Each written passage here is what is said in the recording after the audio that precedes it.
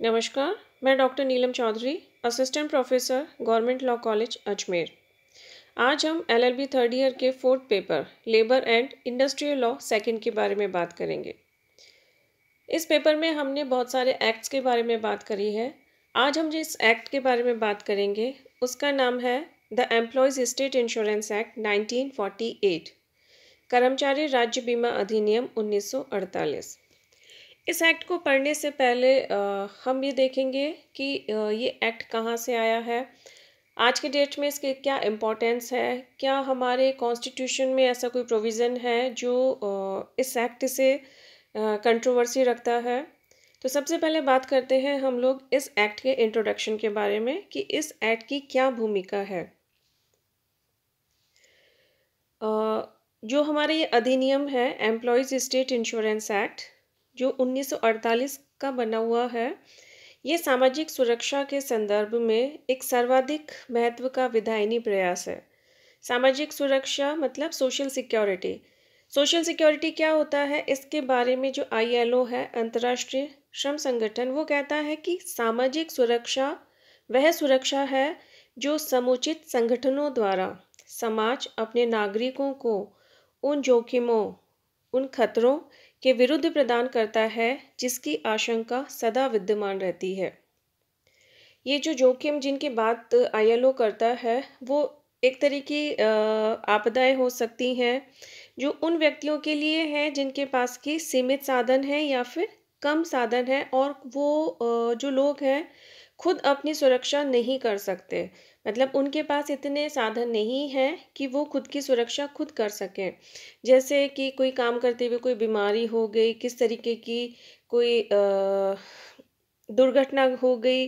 या फिर कोई बीमार हो गया है, वृद्धावस्था हो गई, या फिर किसी की डेथ हो गई। इस तरीके की जो भी जोखिम है, उनके खिलाफ जो सुरक्षा प्रदान की जाती है उसको हम सोशल सिक्योरिटी बोलते हैं।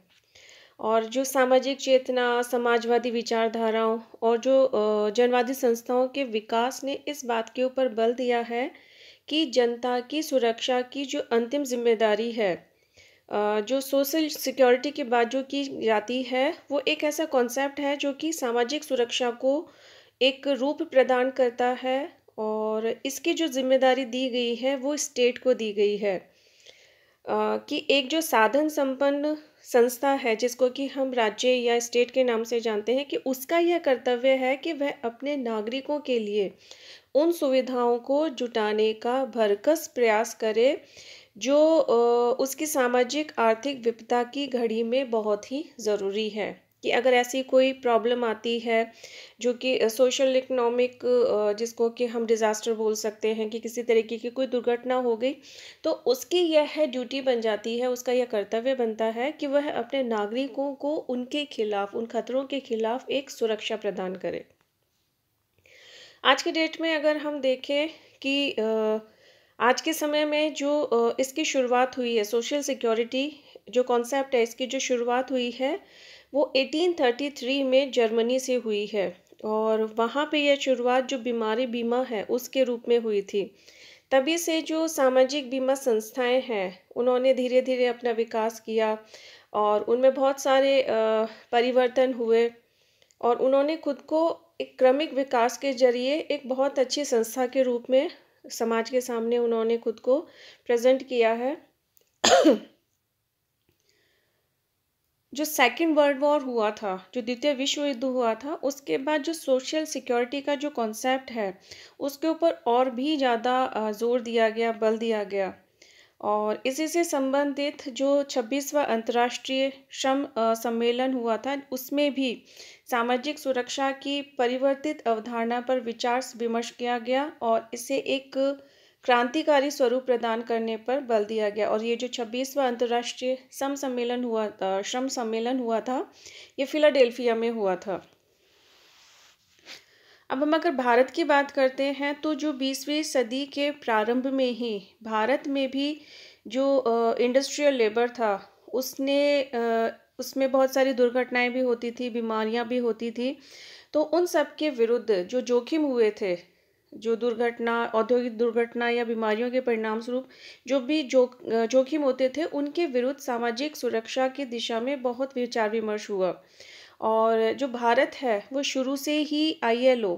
इंटरनेशनल लेबर ऑर्गेनाइजेशन, अंतर्राष्ट्रीय श्रम संगठन, जो कि 1919 में बना था, शुरू से ही उसका सदस्य रहा है, और जिसकी वजह से हमारे यहाँ पर जो सामाजिक सुरक्षा के दिशा में एक बहुत अच्छा डेवलपमेंट हुआ है, बहुत अच्छा विकास हुआ है। ये विकास, अब हम जो बात कर रहे हैं सोशल सिक्योरिटी की, तो ये क्यों ज़रूरी है? क्योंकि किसी भी देश का जो नवनिर्माण होता है, वहाँ उसमें वहाँ का जो लेबर क्लास होता है, उसके सबसे ज़्यादा योगदान होता है, सबसे ज़्यादा उन्हीं की इम्पोर्टेंस होती है। और हमारे देश के जो भौतिक एवं आर्थिक निर्माण में भी यहाँ के जो श्रमिक हैं, जो लेबर है, उसने अपना खून पसीना बहाया है।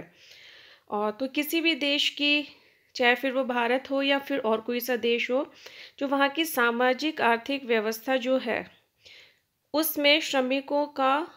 बहुत ज़्यादा इम्पोर्टेंट है, तो श्रमिकों को भी एक महत्वपूर्ण स्थान दिया जाना बहुत ज़रूरी हो जाता है। तो इसी से संबंधित जो हमारे जो पूर्व CJI थे, chief justice of India, justice Gajendragadkar, उन्होंने भी जो राष्ट्रीय श्रम आयोग था, नेशनल लेबर कमीशन, के जो सजेशंस आते हैं, उसमें कहा था कि मानव को प्राकृतिक और सामाजिक यातनाओं से छुटकारा दिलाने एवं उसे सामाजिक सुरक्षा प्रदान करने की खोज सदियों से जारी है,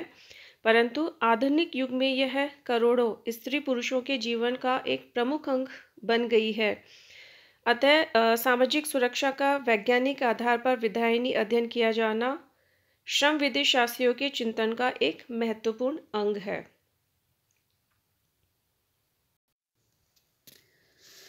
हमारे यहाँ पे जब स्वतंत्रता प्राप्ति के बाद, जब हमें 1947 में आज़ादी मिली, तो उसके तुरंत ही बाद दो ऐसी परिस्थितियाँ थी जिन्होंने जो हमारी सामाजिक सुरक्षा की जो समस्या थी, उसको हल करने में एक अपना महत्वपूर्ण योगदान प्रदान किया था। पहली, 1947 में होने वाले प्रारंभिक एशियाई क्षेत्रीय सम्मेलन द्वारा सामाजिक सुरक्षा के संबंध में एक बहुआयामी प्रस्ताव को स्वीकृति प्रदान की गई थी, और दूसरा, केंद्रीय विधानमंडल द्वारा कर्मचारी राज्य बीमा योजना को पारित किया गया था। और यहाँ पे एक समिति बनी थी जिसे अदाकार समिति या अदाकार कमेटी के नाम से जाना जाता है। उसने क्या किया था, समिति को ये जो अदाकार समिति को योजना पर उसने जो अपने प्रपोजल्स दिए थे, उसमें आधारित करके एक 6 नवंबर 1946 को उन्होंने एक अपना प्रपोजल दिया था, जो केंद्रीय विधानमंडल था उसके सामने। और वो जो प्रपोजल दिया था, वो ही बाद में कर्मचारी राज्य बीमा अधिनियम, एम्प्लॉयज़ स्टेट इंश्योरेंस एक्ट 1948 के रूप में पारित किया गया था। तो एक तरीके से हम ये कह सकते हैं कि ये जो हमारा स्टेट इंश्योरेंस एक्ट है, एम्प्लॉयज़ स्टेट इंश्योरेंस एक्ट, ये ऐसी बहुत सारी बीमा योजनाओं के जो अलग अलग प्रतिवेदन थे या अलग अलग जो विचार विमर्श किए गए थे, उन सब का एक सार है। और इसी का जो परिणाम स्वरूप भारत में जो श्रम विधि शास्त्र है, उसके क्षेत्र में एक बहुत अच्छा डेवलपमेंट है। और यह एक अनिवार्य बीमा योजना है जिसके अंतर्गत जो औद्योगिक श्रमिकों के लिए बीमारी या मातृत्व या फिर वैयक्तिक क्षति होने की स्थिति में अलग अलग तरीके के लाभ दिए जाते हैं। तो एक तरीके से हम कह सकते हैं कि जो एम्प्लॉयज़ स्टेट इंश्योरेंस एक्ट है 1948 का, वो सिर्फ भारत में नहीं, जबकि पूरा जो दक्षिणी पूर्वी एशिया है उसमें एक बहुत बड़ा सामाजिक सुरक्षा से संबंधित एक प्रोग्राम माना गया है, सोशल सिक्योरिटी प्रोग्राम माना गया है। और इस एक्ट के अंतर्गत जो लेबर क्लास है, जो एम्प्लॉयज़ हैं, उनको 5 तरीके की बेनिफिट्स दिए जाते हैं। अगर कोई जो एम्प्लॉई है वो बीमार हो जाता है, तो उस समय उसे कैसी सुविधाएं दी जाएगी, मैटरनिटी का जो टाइम है उस टाइम किस तरीके की सुविधाएं दी जाएंगी। अगर काम करते हुए किसी एम्प्लॉई को कोई चोट लग गई है, वो क्षतिग्रस्त हो गया है, तो उस पर मिलने वाली सुविधाएं, किसी एम्प्लॉय की डेथ हो जाती है, जो उसके डिपेंडेंट होते हैं उनको मिलने वाली सुविधाएं, और मेडिकल फैसिलिटी तो इन सभी इन पांचों तरीके की जो फैसिलिटी हैं उनके बारे में ये एक्ट बात करता है और इन सभी का कुशलतापूर्वक संचालन करने का जो प्रशासनिक दायित्व है वो कर्मचारी बीमा निगम पर दिया गया है। तो हम लोग देखते हैं कि एक तरीके से ये जो एक्ट है वो लेबर वेलफेयर का एक बहुत बड़ा पार्ट है। अब हम बात करते हैं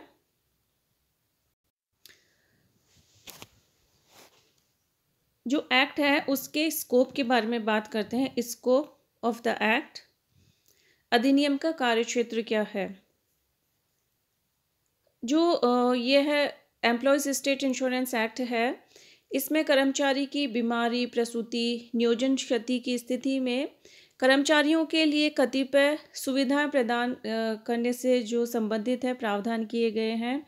और जो अधिनियम का मुख्य उद्देश्य है वो सामाजिक आर्थिक न्याय,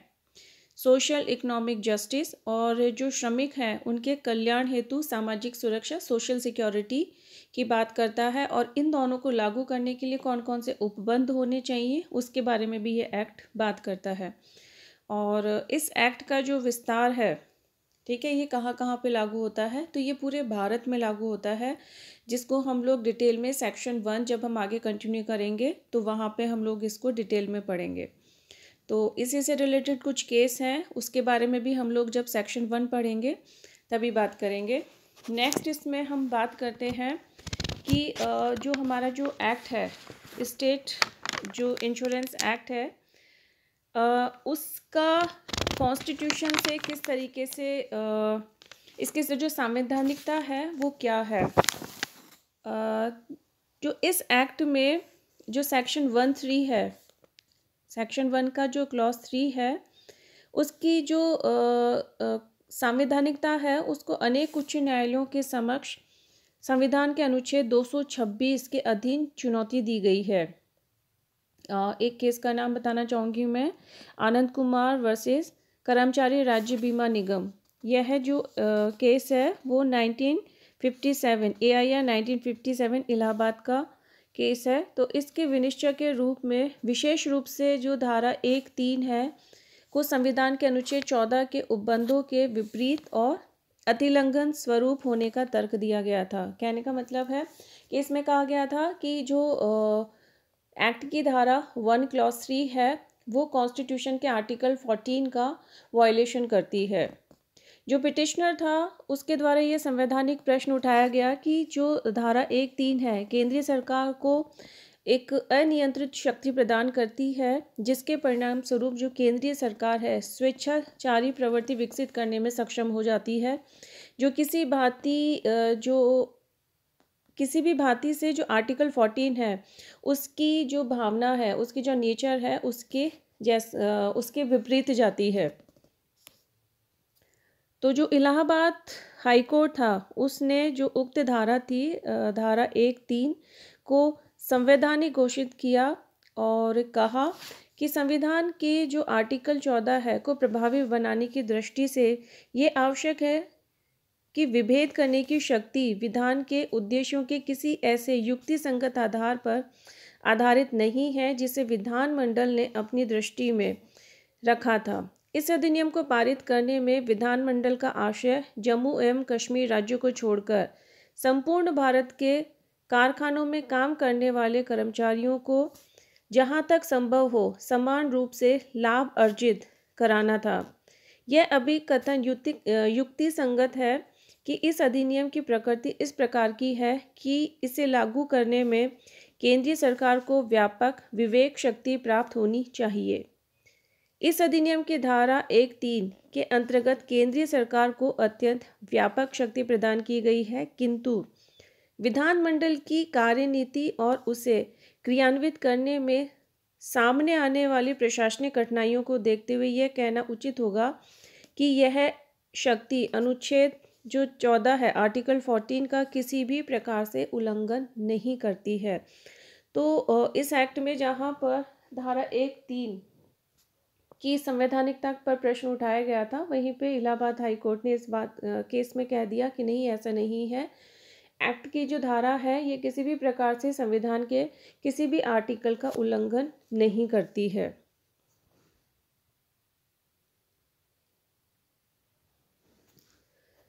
नेक्स्ट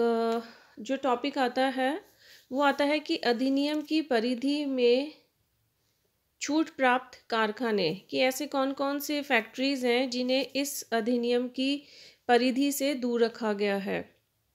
तो जो शासकीय राजपत्र में अधिसूचना जारी करने के बाद जो समुचित सरकार है वो किसी कारखाने या संस्थापन अथवा कारखानों या संस्थापनों के किसी समूह को किसी विशेष क्षेत्र विशेष में अधिनियम को लागू करने से छूट प्रदान कर सकती है, लेकिन ऐसी छूट 1 वर्ष से अधिक के लिए प्रदान नहीं की जा सकती है। और शासकीय राजपत्र में अधिसूचना जारी करने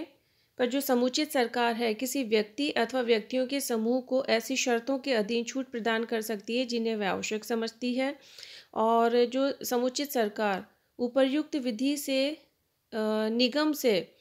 परामर्श करने के पश्चात ऐसे कारखाने कारखानों के समूह अथवा संस्थापन के अधिनियम के प्रवर्तन से छूट प्रदान कर सकती है जो कि किसी सरकार अथवा स्थानीय प्राधिकार के नियंत्रण में संचालित किए जाते हैं, तथा ऐसे कारखाने तथा संस्थापनों के कर्मचारी सार्वजनिक रूप से इस अधिनियम द्वारा प्राप्त लाभों के समान अथवा इससे अधिक लाभ अर्जित करते हैं। नेक्स्ट इसमें बात करते हैं हम लोग कि इस जो पैरा 3 और 4 है, 4 में कहा गया है कि जो अधिनियम में समुचित सरकार को यह शक्ति प्रदान की गई है कि वह निगम की सहमति प्राप्त करने पर उपर्युक्त विधि से किसी कारखाने अथवा उपर्युक्त विधि जो कि हमने 3 पॉइंट पढ़े हैं अभी उनके बारे में बात कर रहा है कि किसी कारखाने अथवा संस्थापन अथवा उसके वर्ग के कर्मचारियों को अधिनियम में उपबंधित लाभ संबंधी नियमों से एक अथवा एक से अधिक के प्रति छूट प्रदान कर सकती है। और एक तरीके से हम देखते हैं कि जो पैरा 3 और 4 है जिसके अंतर्गत जारी अधिसूचना पूर्वलक्षी प्रोस्पेक्टिव अथवा भूतलक्षी रेट्रोस्पेक्टिव भी हो सकती है। मतलब इसको पिछली डेट से भी लागू किया जा सकता है और इसको आगे की किसी तिथि से भी लागू किया जा सकता है। नेक्स्ट क्लास में हम लोग एक्ट को पढ़ेंगे जिसमें हम चैप्टर 1 से शुरू करेंगे, जिसमें सेक्शन 1 से हम लोग स्टार्ट करेंगे जहाँ पे बताया गया है कि एक्ट का नाम क्या है, एक्ट कहाँ कहाँ पे लागू होता है, वो सारी चीज़ें। आज के लिए इतना ही कि जनरल इंट्रोडक्शन देखा हम लोगों ने इस एक्ट के बारे में कि एक्ट मेन रूप से क्यों बनाया गया था और संविधान के साथ इसका किस तरीके से संबंध है और इसका स्कोप कहाँ कहाँ पे है, इसका इंट्रोडक्शन और इसकी इम्पोर्टेंस। धन्यवाद।